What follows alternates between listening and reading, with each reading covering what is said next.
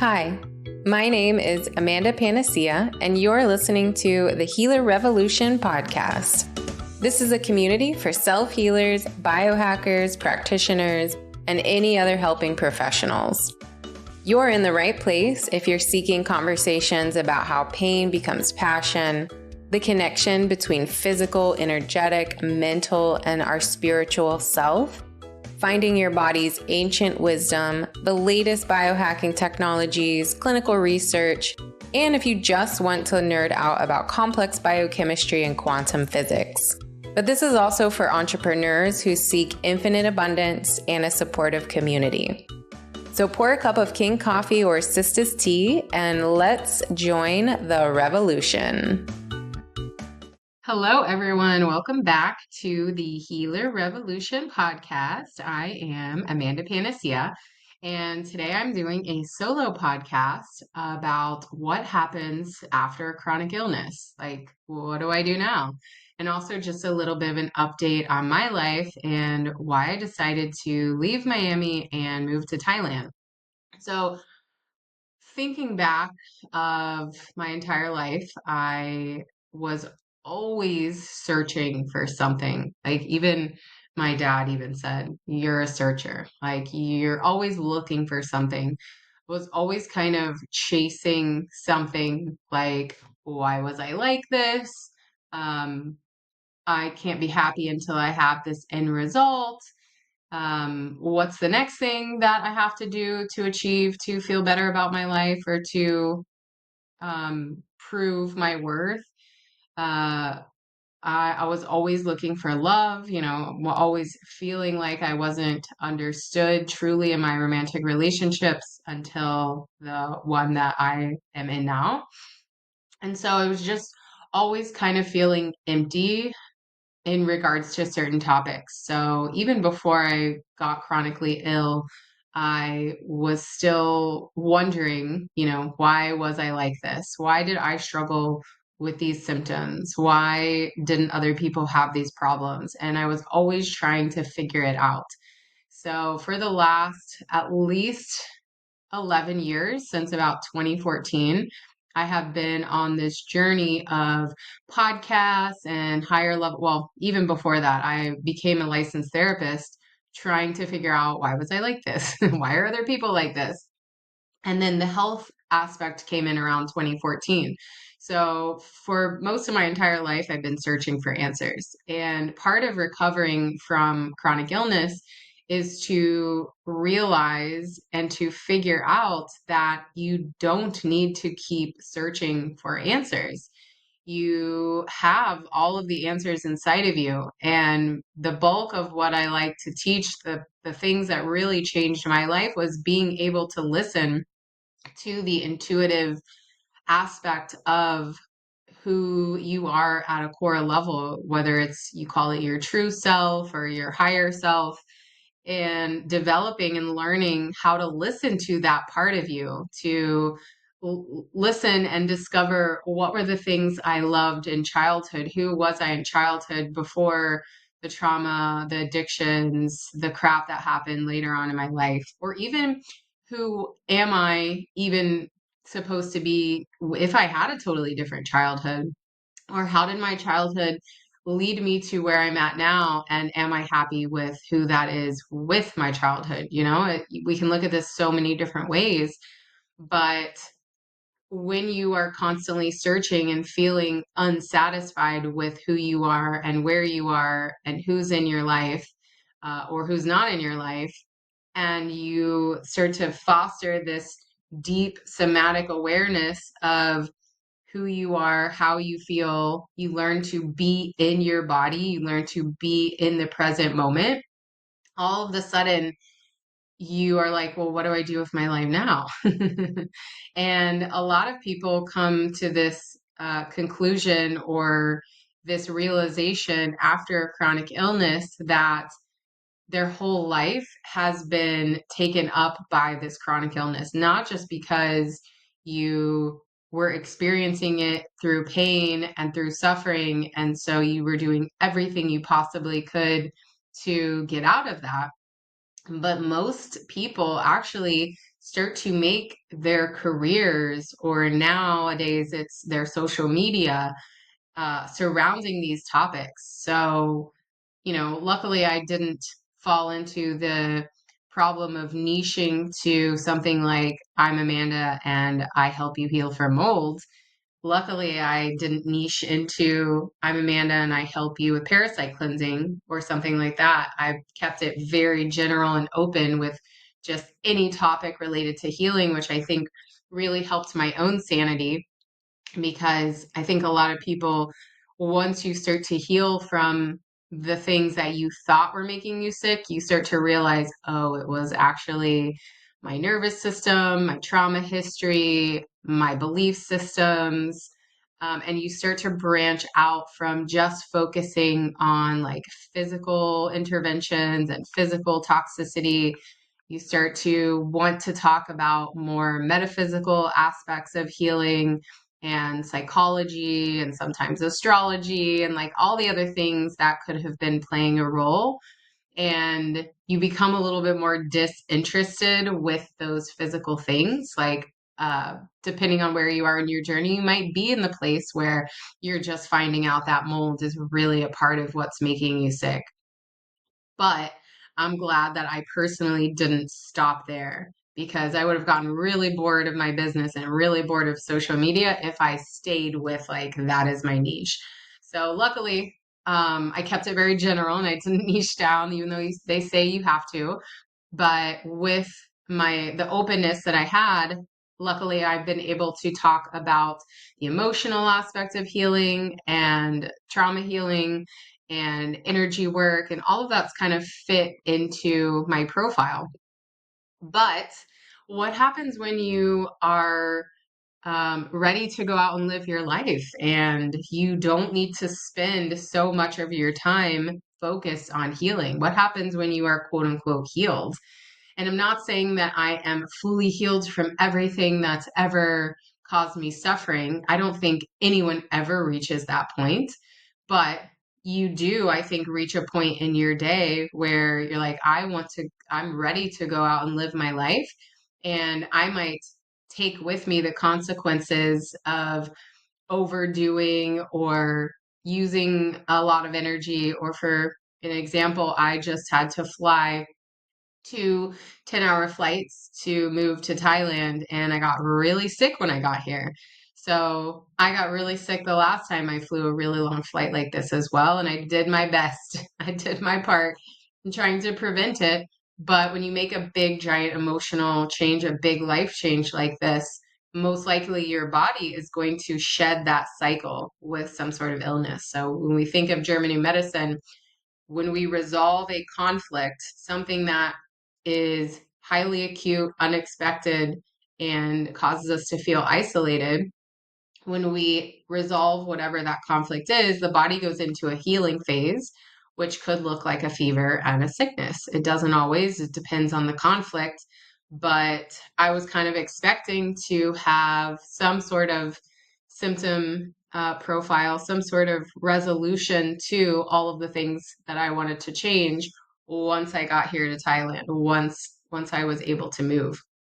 So anyways, back to, if you've created healing as your entire life, as your profile on social media, in the name of your business, when healing is your entire life, what happens when you don't want to talk about it or spend so much time doing it? And I have since gotten here to Thailand already, I've set up like several appointments for really cheap spa services, which I don't think those are necessarily going to heal me, but those are in that category of, again, like, I don't think you really have reached a level of healing where you're like, everything's fine. There's no more heavy metals in my body. There's no more chemicals in my body. I have no more symptoms.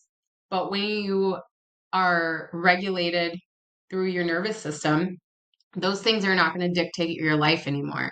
Those things are not going to cause you to feel like, oh no, something's wrong with me. Once you've kind of shed these limiting beliefs that something's always wrong, or I have a weak body or a weak immune system, or whatever those beliefs were that were keeping you sick, once those are no longer the lens you see the world through, it's a lot easier to tolerate and to be with symptoms, sensations, uncomfortability, the illness that I had without it fully bringing you down, without it fully meaning that there's something wrong with you, without it being a part of your identity.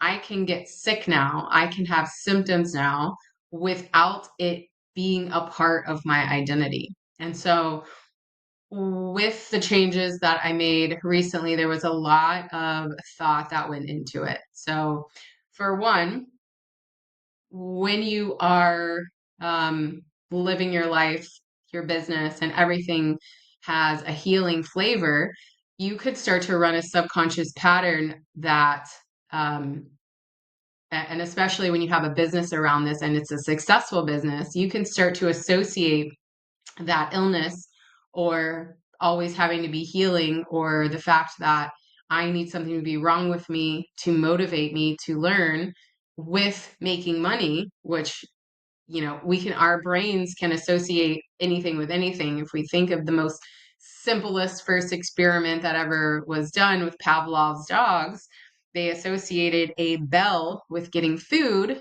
which meant that when the bell got rang, the dog salivated without any food ever being given, because now they associated the bell with the salivation, or the bell with getting food. And even when they didn't get food for many, many times in a row, that association didn't go away. So if you are a practitioner, clinician, and part of your business has become successful because of the vulnerability that you've shared and the journey that you've shared with other people along the way, and your own healing has been the reason why your business has been successful, you could be associating success and making money with always having to have something wrong with you, with always having to have some sort of illness. And that was one of the programs that I was running. And an easy way, besides, theta healing and other types of energy healing techniques, even like mind, body, spirit release or EMDR, can disassociate or de-link those associations from each other. My 5-step process is one of the things I do with clients to remove the track and trigger from the nervous system response. So we can use all of these tools to help with removing that association. But then you have to think about after that. Well, we have to take action to prove that that is not true. So one of the ways that you can do that besides just the energy work is to take the action and change where you are, who you're with, how you're behaving, to no longer allow for that neural pathway to be activated. And my lease was up in Miami, and Miami area, even though I love it so much, I feel my best there. I feel like that's where I truly belonged in life. It became incredibly astronomically expensive there. So since 2020, where all of the New Yorkers and all of the Silicon Valley people were moving to that area, rent around us just skyrocketed. You can no longer afford to buy a home. Even a really crappy 2-bedroom rundown house is going to be at least $1 million anywhere near where we were living. And we stayed in the apartment we were in for a pretty long time, even though rent was going up a lot each year, because it was not as high as it was around us. And so we stayed in that apartment paying way more than we should have been paying, because around us there was no other options. It was either that or pay triple the amount that we were paying. And so we stayed there a pretty long time. But this year, 2025, our lease was up, and I'm going to be 40 this year. And we had really wanted to purchase a home and move into the west coast of Florida. But what we were finding is that it is not also the best time to buy a house either. And interest rates are really high. So we didn't know if that was going to be the right answer for us. there's a lot of things about my life that I really was ready to change, specifically my tendency to overwork. So because it's the price of living, the cost of living in that area just kept going up, it was like, do I leave the house and spend more money and enjoy living here, which, we did occasionally, or do I stay at home and work and continue to save and, potentially we can buy a house and start a family. And since I'm going to be 40 this year, there was a lot of those questions that I really had to ask myself. Do we need to jump into another lease? Do we need to live here in South Florida? Definitely don't need to. Why is it so important to me to be in South Florida? Can we live in the West Coast of Florida? Do I need to buy a house? Can we just rent a house over there? Am I ready to start a family? And I know being almost 40, you're like, Amanda, you're past ready. But growing up very millennial-ish and very slowly, and then struggling with chronic illness, you almost feel like you've lost a lot of many years, and you're like, I don't even feel that age. I feel way better now than I did at 30, and I know that I am drastically healthier mentally, physically, and emotionally than I was at 30. So these are also questions I had to ask. um can we just go travel? Where do we want to travel? Why do we need to put down roots and get a lease immediately? Why would we not be able to travel? What part about my day do I not like? What part about my day do I love? What part about my lifestyle do I love? What things about my life do I want to shift? And I have that tendency to overwork. I like to call myself a workhorse. I've never really struggled with energy. I can work, work. I can sit at a computer these days for 10 to 12 hours a day. And many of those days I had several streams of income on top of my business that you all are familiar with, and had a lot of responsibilities.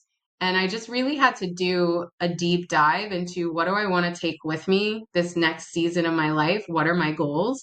I had a goal to be out of corporate America by the time that I was 40. And so that was a big part of the decision to leave the country, because it forced me to let go of that corporate America piece, despite it being very safe and very stable, and the health insurance and the 401k. That was the part about my life that was not in alignment with the message and the things that I wanted to bring forth in my life, which is this true, deep inner healing. I am a licensed mental health counselor. So with that license, I can use it in a variety of ways. And I just didn't feel like I was making a difference at all being a licensed therapist. And I felt much more in alignment and much more like the passion that I had for this type of deep inner healing was calling my name to put all of my eggs in this basket. And also to make more affordable resources for everyone to either find me on social media or through the podcast, and make things that people can get better guidance for without having to pay someone one-on-one. But then also spending my time more with the one-on-one clients that I do, with the group coaching that I'm offering, to reach more people, and also to have more time in my day to actually take care of myself, instead of splitting it between several streams of income that I have to have because it's so expensive to live where I live. Part of also the reason why I wanted to move out of the country has to do with one of the conflicts or symptoms that I was having in 2024, which, if you guys are not familiar with what German New Medicine is, check out some of my other podcasts that talk about German New Medicine, as well as I have some resources and a German New Medicine one-on-one course that is on my Instagram and I also give to my clients when we work together one-on-one. German New Medicine, in a nutshell, is the understanding of how our body responds to specific types of stressors. So that's going to include things that are highly acute, unexpected, and make us feel isolated, like I had mentioned before. And if something happens in your life that meets that criteria, your body will physically adapt, your brain will physically adapt to make changes so that you can survive the stressor. And every change that your body makes is biologically meaningful, and you can see the effects of these conflicts or these biological changes on a CT scan, and they can be interpreted by someone who knows how to search for these conflicts. So the brain actually changes and sends information to specific types of cells, to specific types of tissues or organs, to allow the body to survive the specific type of stressor. So, for example, if we have low oxygen, or we go underwater and we're playing in a pool and someone sits on our head, or a wave causes us to go underwater for longer than we thought, the brain is going to say, "Oh no, we could die." So we're going to send more cells to the lung tissue to get more oxygen there so that we can survive. And afterwards, you come up out of the water, you take a big breath, and the brain goes, "Oh, okay, great. We don't need those cells anymore." So bacteria and fungi can actually start to break down the extra cells that were sent to that area. And that might look like an infection, a lung infection, or some sort of like pneumonia or something like that. In a short situation like the head underwater for a short period of time, you probably wouldn't get a full blown infection. But with a conflict that's longer, possibly the healing phase is going to be more intense, and you might have an infection or an illness that you can actually diagnose. So, through that German New Medicine lens, I was experiencing a conflict called a sexual frustration conflict. And it's not exactly what it sounds like. It's not like, oh, I'm not being intimate enough, um, and then therefore I'm experiencing this conflict. It actually has to do from a female perspective of not feeling safe to procreate. So this was part of that question, am I ready to start a family? What is holding me back here? Why have I waited so long, to the fact that I'm almost 40 years old, to even consider this, despite feeling very safe and very understood in my current relationship? And part of that is not feeling safe to procreate, maybe from my chronic illness that I had experienced. Part of it also has to do with financially not feeling safe to let go of my streams of income, not feeling safe to trust my partner to make enough money for us to live here and also have a baby, not trusting my body to go through such a massive change, not trusting myself to be able to take care of a family, to be able to handle the stress of a new baby, plus my businesses, plus my work, plus taking care of myself. And because I was experiencing the symptoms of this conflict, I knew that it was active and getting re-triggered. So it was a theme that had been coming up over and over again, not just in the recent years, but also like throughout other time periods of my life as well. And I actually had my CT scan read by one of the physicians who is trained at looking at them. And they basically mapped out my entire life and all of the big giant conflicts that caused symptoms in my body to happen throughout the years. So it was pretty wild. You can see exactly like how old you were and how long that conflict lasted. And we went over the active conflicts, which one of them was the sexual frustration conflict. So that kind of brings me to why did we choose Thailand, me and my boyfriend. So one of the reasons is because of cost, of course. If you are familiar with Thailand at all, is very, very affordable. We were even able to get an Airbnb that came with um, also health insurance or traveler's insurance for like a fourth the cost of living in Miami, plus the cost of living here food wise and transportation wise. We have, um, they don't have Uber, but they have something similar called Grab. And some of my rides are like $1.75. Some of the meals that we're getting, we have been ordering in from this place that's a food truck, or not necessarily, they don't really have food trucks here, but they have like carts and street food, and it's under $5 for both of us to eat a meal. So you can get very, very affordable, fresh food here. Now, of course, there are things that are still expensive, like if you go to the mall and you go to Dior, or if you go to Nike, those are going to be the same cost as they would be in the United States. But also the spa services here and the wellness stuff is also a big reason why I wanted to come.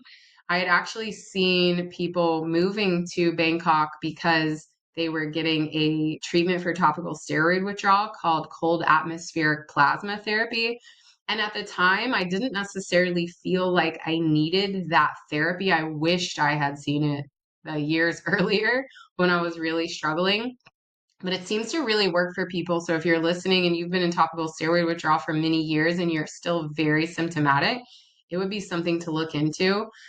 So I saw people moving here for that and them talking about how affordable it was. And so I was like, well, if that's pretty cheap here, let me look at like lymphatic drainage massage and hyperbaric oxygen chamber therapy, and just massage in general in Thailand is so popular that we went and got a $10 massage the other day.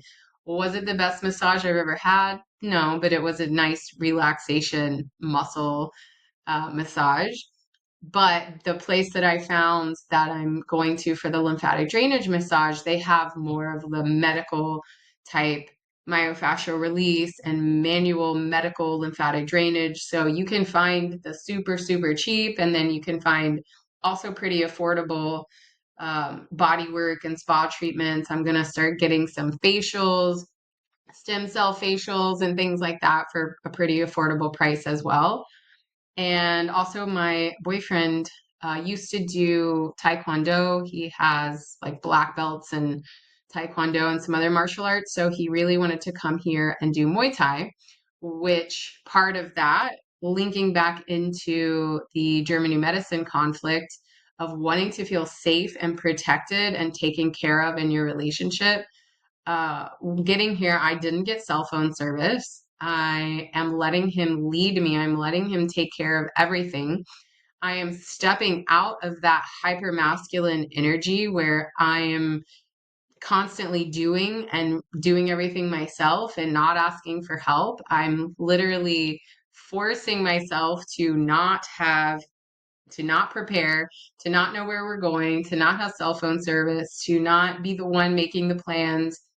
I'm kind of forcing myself to let go of the control, which can be essentially a big part of anxiety disorders and type A personality, is needing to control and needing to know and understand. So all of that kind of goes back to the somatic and nervous system regulation work that I've done, is allowing myself to not know, to not be in control, to let someone else take care of me, to let someone else do all the work, to let someone else protect me, and to just be like travel princess, which is not an energy that I've ever stepped into before. You know, when we travel, I carry all the passports. I know where we're going. I do the plane ticket stuff. I'm the one keeping track of all this stuff. And for this trip, I'm letting all of that go, and I'm letting someone else, particularly my boyfriend, take care of all of that for me. And so far, it has just been so amazing to have someone else. He took care of all the moving stuff. He took care of getting here, and I took care of where we were going to live. But he's taking care of all the transportation, all the food, all the finances. He's carrying the cash. Like, I'm fully stepping out of that hyper masculinity. Now, I am still running my business, obviously. This is part of the transition that I wanted to fully make, was to be fully in my business and in my business only, not working for anyone else, not having to change what I'm saying or doing or restricting, and just having full freedom to teach and to be about everything that I feel like is the most helpful and the most beneficial for healing and guiding people. Now, does this mean that I am working less or working differently?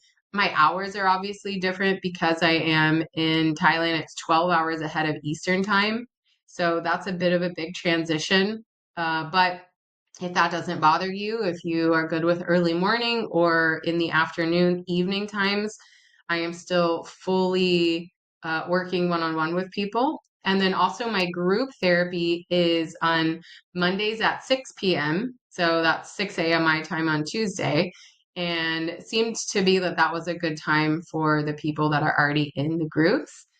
And so in a nutshell, the next couple months, I really don't know what my life is going to look like. I really don't know if I'm going to love it or hate my new schedule and this period of time, but I'm really embracing that ability to just go with the flow and to just take in what is happening here and where I am and how today is going to look one day at a time.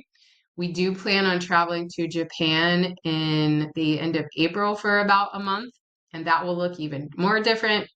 And then we don't know if we do really want to come back to Florida right after that or what life is going to look like. And I'm trying not to hold on to that idea that my life needs to look like a certain way or that I need to be a certain way or that I need to know what's going to happen.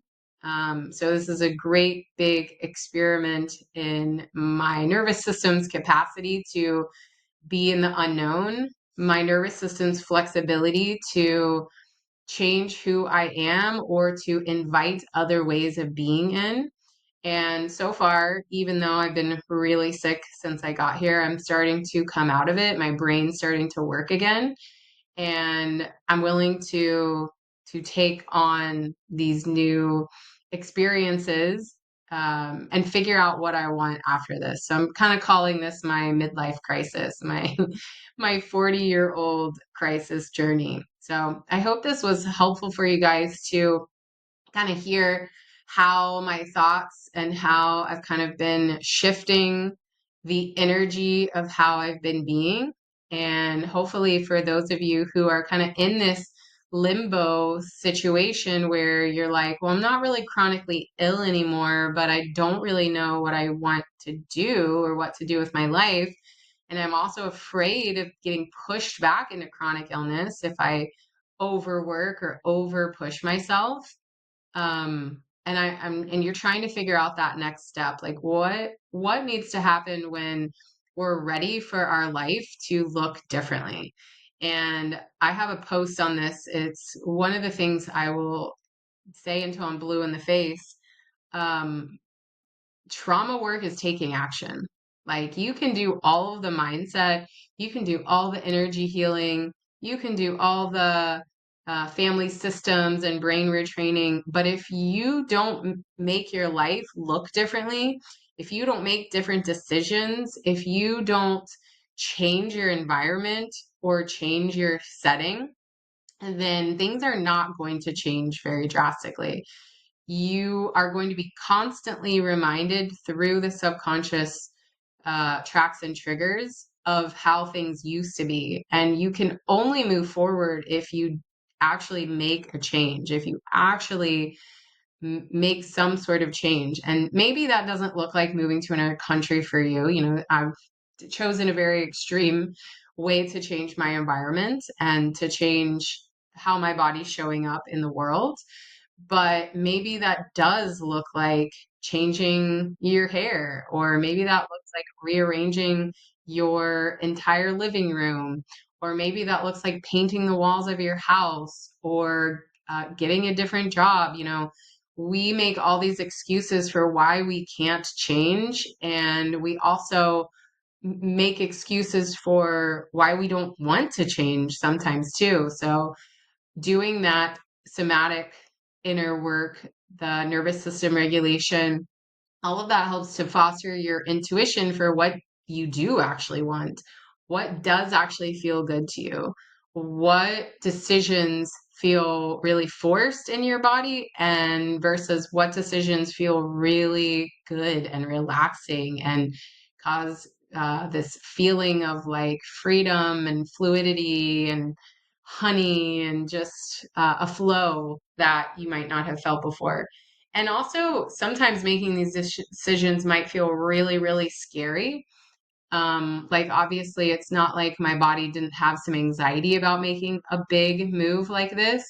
But when I really tapped into after I'm there and what does my life look like, the making this decision, how does my life look after this decision, not in the process of the scary transition, but once you're finally at that end result, how does that feel?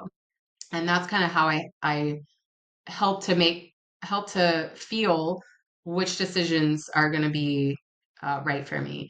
And even if you do make a decision that you get there and it doesn't feel so great, I mean, getting here was really overwhelming. It's very chaotic here. It's very dirty. The air quality is really bad. So there's like moments where I was like, you know, this isn't perfect.